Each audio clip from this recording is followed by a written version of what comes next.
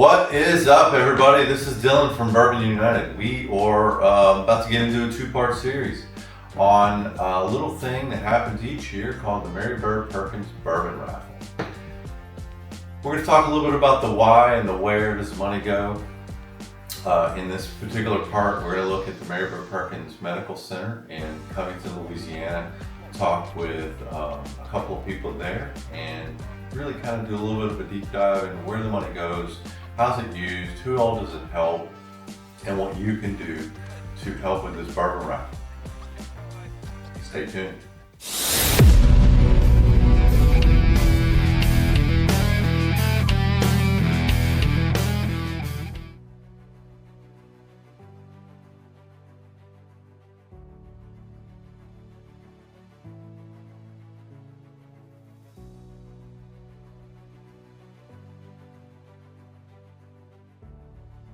But this is the Therapeutic Food Pantry. It Okay. also kind of doubling as a break room, but Yeah. we have a partnership with Second Harvest where they help provide a lot of our shelf-stable food items, and then philanthropy dollars help provide the things that a lot of times will go in our refrigerator or freezer. Okay. Philanthropy dollars help fund things like dairy and eggs and produce. Yeah, as you can see, we are expecting a delivery soon. They would come in here when they're done with their appointment for the day and get what they need and leave with it? Our dietitian meets with every patient, and so she will make a recommendation based on their treatment plan.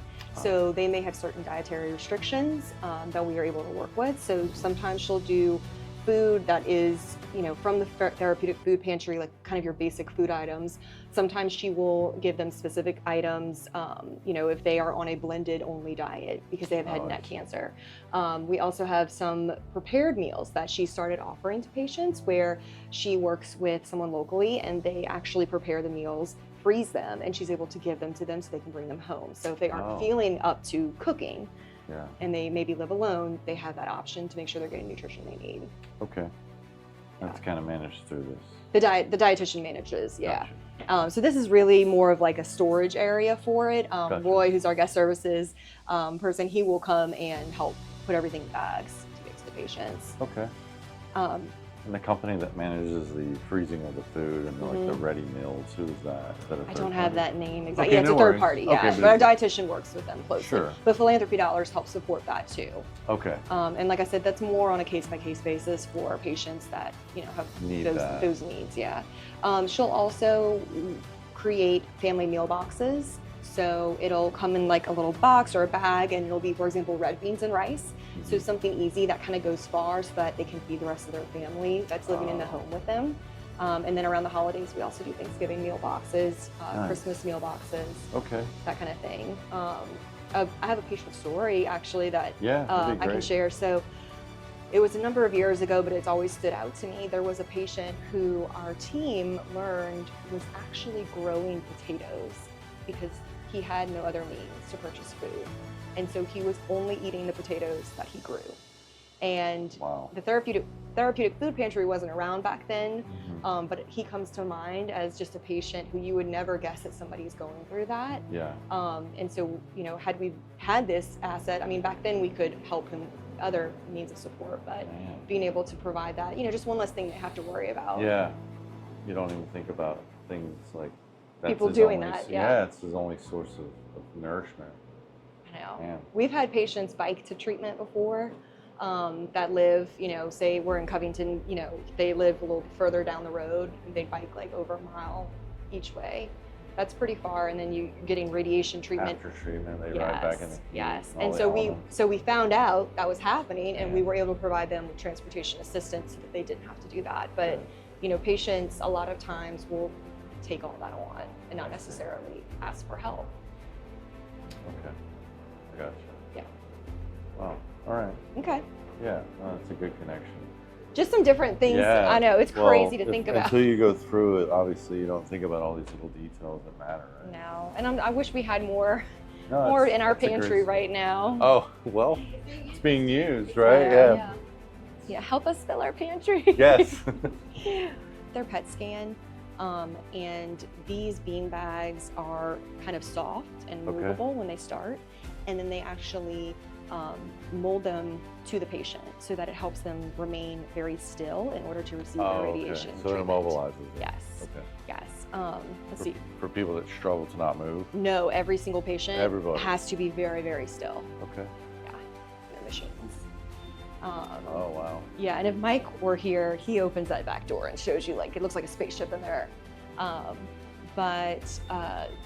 It's radiation therapy's come a long way. We actually have team members here called dosimetrists that are in one of the offices down the hall.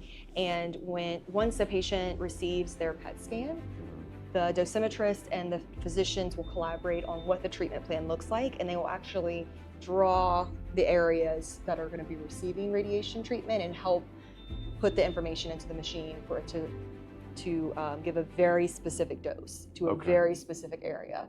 And they want to make sure that they're giving the treatment in a way that it won't impact the organs in the surrounding area and tissues in least impact as Collateral possible. damage Yes. to other organs. Which Mike Miranda, who's our cancer center administrator, which if he finishes this meeting early, I'm going to introduce you, but he actually is a radiation therapist by trade and did this for a long time. And so he talks about how when he started, they had to radiate such a large area, and now they're able to do it so precisely because of technology. Yeah. So this is the state-of-the-art, newest. Yeah, this is, and something special about Mary Bird is we have a partnership with LSU Physics, and a lot of what we do, we will actually get access earlier to technology because of our research work that our physics team does. Okay. Yeah, but it's the same treatment equipment found at some of the larger institutions. So it's a great option for patients who are local and maybe cannot travel, out of state or out the area to get treatment. But it's also a great option for people who have all the means in the world but want to stay close where their family is and maybe their job even. We have a lot of patients that if they feel up to it, they continue working and they like that normalcy. Gotcha. Yeah. So yeah, they can look up the little pictures, and they have music. They can select their playlist that they want to listen to. What's the range of treatment times when patients It's are pretty on this quick. table? The actual treatment time is usually pretty quick. Okay. That they're on the table. It takes a long time to get everything set up. up correctly. Yeah. They don't have any in here right now, but in addition to the bean bags, they actually have these mesh face coverings for patients that maybe have head and neck cancer, where they're getting treatment above the shoulders. That helps hold them in place as well. Oh, I see. So it's a lot of the prep work for that. The treatment time is pretty quick, but the treatment over time usually is around between 4 and 6 weeks every single day. So every day for 4 to 6 weeks for 10 minutes to 30 minutes, or like? Mike would know the exact numbers, Okay. but it's obviously different case by case. yeah, but I believe it's usually just a few minutes. It's not very long. The time commitment, though, of that many weeks every single day is what is challenging for patients that have transportation barriers, have, struggle to maintain their job. Sometimes they have to stop working, and then, of course, that impacts everything else. Come in every day. Is this the pad for the table? Yeah. I was like, man, that looks kind of hard. Yeah, no, there's a pad. Yeah, it's not set up for a patient right now. Yeah. Oh, yeah, look, there's one of the face masks. Oh, I see. Oh, wow. Yeah, it actually That's kinda molds to trippy their looking. face. So we have a retail pharmacy on our campus so that patients are able to pick up additional prescriptions, some of their oral chemotherapy drugs, or if they maybe have some side effects from their treatment. A lot of patients will use something called magic mouthwash if they're a head and neck patient that helps alleviate some of that throat and mouth pain. And so they're able to come in, get their treatment, or see their physician and grab it while they're over here so that they don't have to make another stop. That's convenient. Yes. Yeah, one less thing you have to worry about when you leave here. Yeah. So that's our pharmacy. We're in here, but this is the image recovery room. So it's meant as a kind of a more relaxing, calming space, less clinic feel, for patients to be able to come in and be fitted for wigs or different head coverings. Okay. We also have some makeup or beauty products that patients can learn how to apply eyebrows and maybe do makeup in a little bit of a different way based on how their treatment is impacting their look. But just providing the resource for them to come in here and maybe forget a little bit about Yeah. what else they have to do. So the person that works in this area is like a cosmetologist? type So person? we do have some cosmetology students that will come and volunteer or help with different things, or just volunteers that help, or some of our infusion nurses. A lot of the times, they have a patient maybe that they are treating in the chair, and then they'll come walk them over here, give them some guidance. So it's kind of a combination of formal and informal. Okay.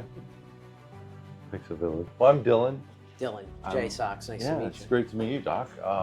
We just wanted to talk a little bit and take a little bit of your time to kind of explain to the potential givers of the Bourbon Raffle what the whys behind, why are we giving the money and where is it going and how are y'all using it and what does the treatment look like for certain people? And how does that impact the day-to-day lives of people that have received some pretty terrible news and helping them get through the process to hopefully healing and recovery?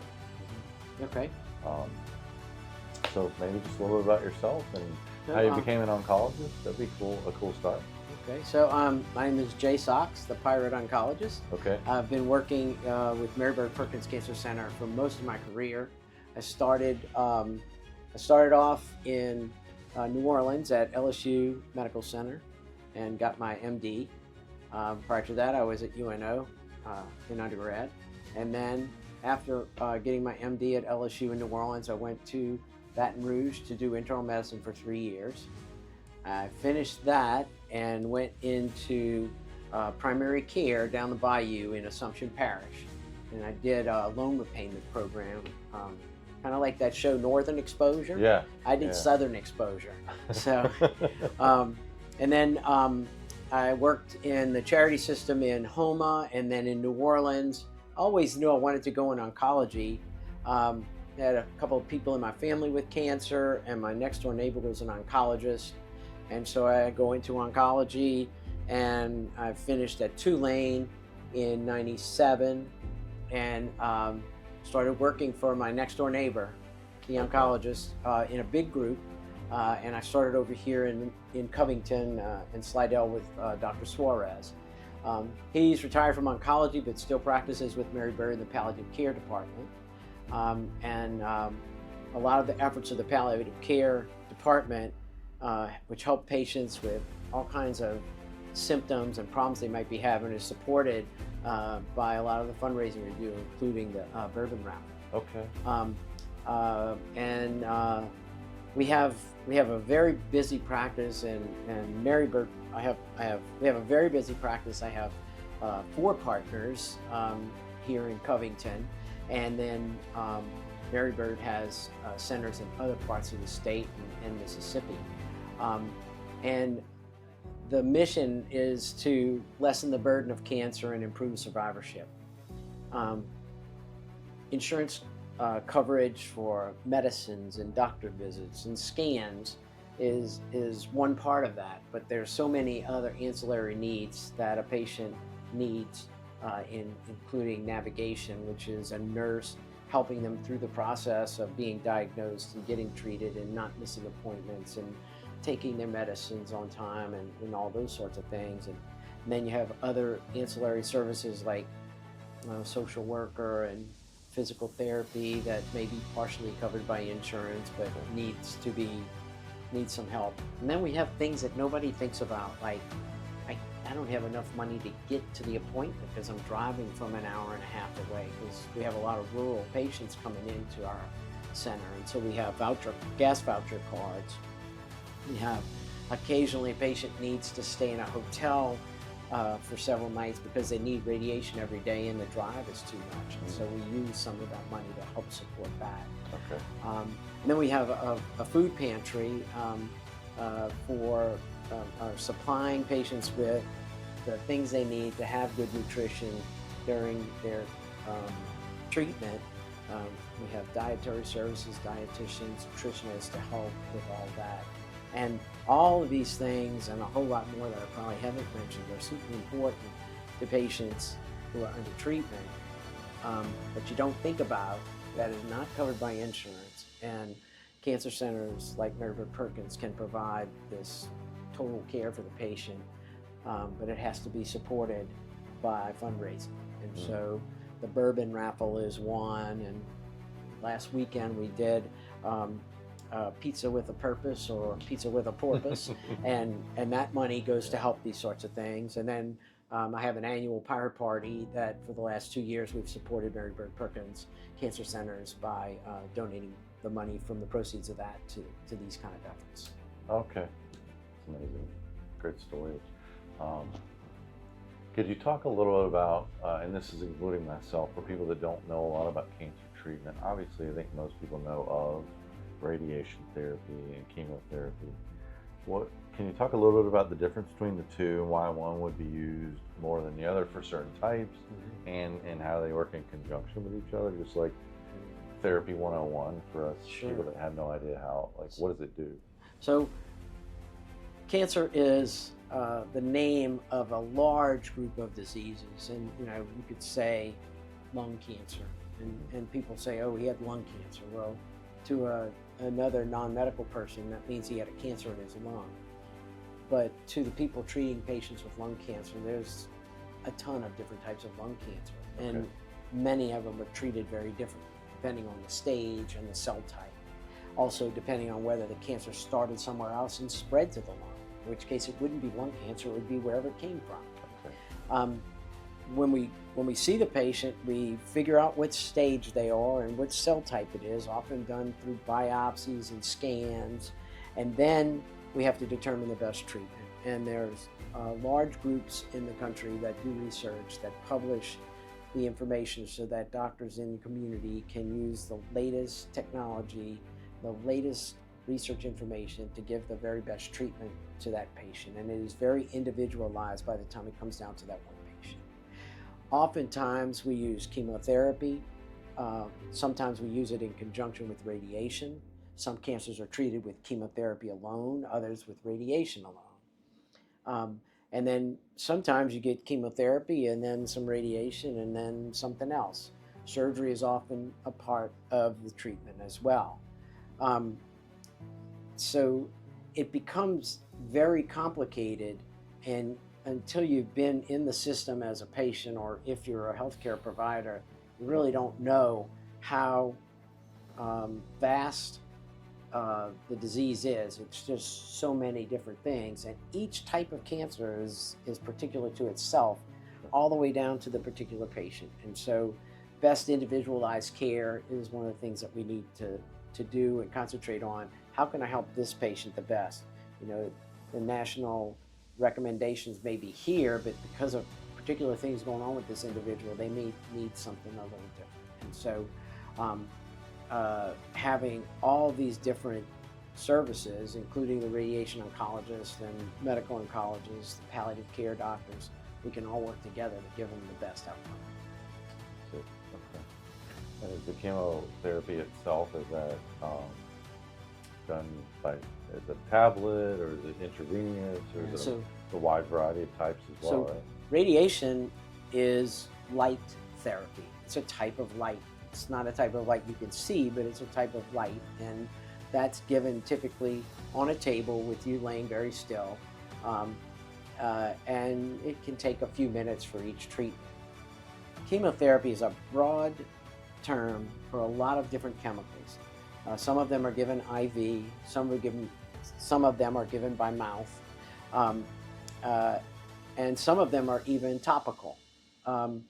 The chemotherapy, once you're an oncologist, pretty much every medicine you give a patient is chemo, but it's not really chemo. I mean, I give Tylenol a lot, and Tylenol is not technically chemotherapy. It's a generic term we hear, right? Yeah. So for oncologists and other healthcare providers involved in cancer medicine, chemotherapy is a specific group of drugs that are used to kill cancer cells.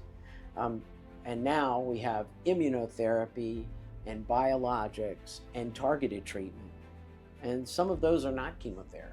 And so cancer treatment medications can be given IV or by mouth, and it's going to be very specific to the type of cancer and what's going on with the patient. I see. Okay, that makes more sense. Thank you. I'm just, it's kind of, I have no idea, right? Until you've had it or I hope you don't have to learn about it. I hope so too. My fingers are crossed. I think for me though, what drives home for me is that we all, either in our immediate family or a very close extended family, know someone that's had some version of cancer. So it's touched everyone's lives at this point. So I think it's very personal to almost everybody. Yeah, well, it certainly is. I mean, when I started off, I had a friend in high school who had leukemia. He went on to be a classmate in medical school, a pediatrician. He's retired now. And then I had my grandmother lived in our house and had cancer. My grandfather, and she died of a type of colon cancer. My grandfather had throat cancer, which he didn't die from. He died from another problem years later. My mother had breast cancer. Then my sister had advanced colorectal cancer about 16 years ago. And it went to her lung, and she had part of her lung removed. And I think that's the reason I became an oncologist, because of things that went on with her treatment. If I had not been involved to bring certain things to the attention of her doctor, she was treated out of town, I don't think she would have had as good an outcome. She's healthy and living her retired life very happily. And then you think it touches kids close to home when it hits your sister, and then you get diagnosed with prostate cancer, which I got diagnosed with a little over a year ago, and I had to deal with that sort of treatment, and I'm doing well now, but it's everywhere. It doesn't care who you are. Yeah, it doesn't discriminate. You're gonna get it, you're gonna get it. And one of Mary Bird's really big, one of Mary Bird Perkins' really big push events is early detection. And they have a very wide-ranging early detection mechanism with their RVs that they send out for mammograms and prostate checks and colon checks and derm visits, derm checks looking for melanomas and all these sorts of things. That is also paid for by fundraising. And even the early scanning. Early detection is detection. a huge push that Mary Bird has been very successful with in Louisiana. And I think they have 2 or 3 of these really, what was it, urban assault vehicles back from the movie Stripes, I think it was. So they have the rural early detection vehicles. Yeah, like so a mobile command well-equipped center, right? mobile homes, and they go out and sit in the parking lot at Walmart, or Kind of like the blood centers do for the blood very drives, very right? similar. Yeah. So I know there was a statistic I've heard a few times about early detection, and it's about, I think it's a survival rate, right? If it's detected early enough. What are the odds or the statistics showing that if you catch early enough, what is the success rate, or do you catch it like stage 1 versus 4, right? So most cancers, not all, but most of them, if you catch them early, you can cure them or have a much better survival rate than if they're caught late stage. Yeah. And late stage cancers are more frequently diagnosed in very rural areas because people don't go to the doctor. And so these outreach programs are important for that reason. Breast cancer, with modern mammography and people going for regular screenings, we do a really great job of catching them early and curing them. Colorectal cancer, same thing. If you go in for your screenings and get checked early, you can have above 90% cure rates with colonoscopy removal of abnormal polyps, rather than it becoming large enough to be a real invasive cancer and a much bigger problem. There's a lot of cancers like that. It's important for people to go to their primary care doctor and make sure they're up to date on their cancer screenings. Know your family history. If your family has a history of cancer, know the type of cancer so that you'll know to tell your doctor so that they'll know what screenings you need.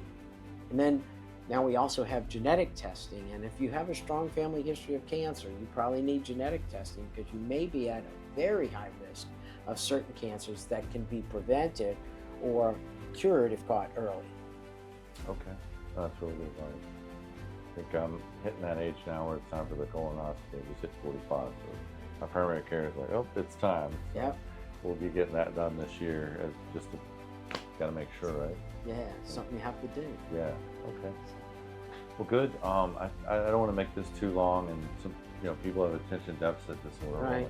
when we do interviews, so I wanted to keep it short and sweet, but I thought a little taste of hearing it from the horse's mouth, from you actually dealing with patients on a day-to-day basis, of how this money does impact lives, and it does make a difference, For sure. and it helps people survive cancer, and hopefully to go on and live a fruitful life and Yeah, get many more years out of it, right? that's right. Squeeze all the drops out the lemon. That's it. That's it. So, well, thank you very much. Absolutely. Hopefully, we have a really good drive this year for the Bourbon Raffle. I know it's looking good so far. Awesome. We've accumulated quite a few bottles thanks to Jenny and the team here, and everybody that's been pushing and promoting it. So, we're hoping to be able to pump you guys a bunch more money this year. Awesome.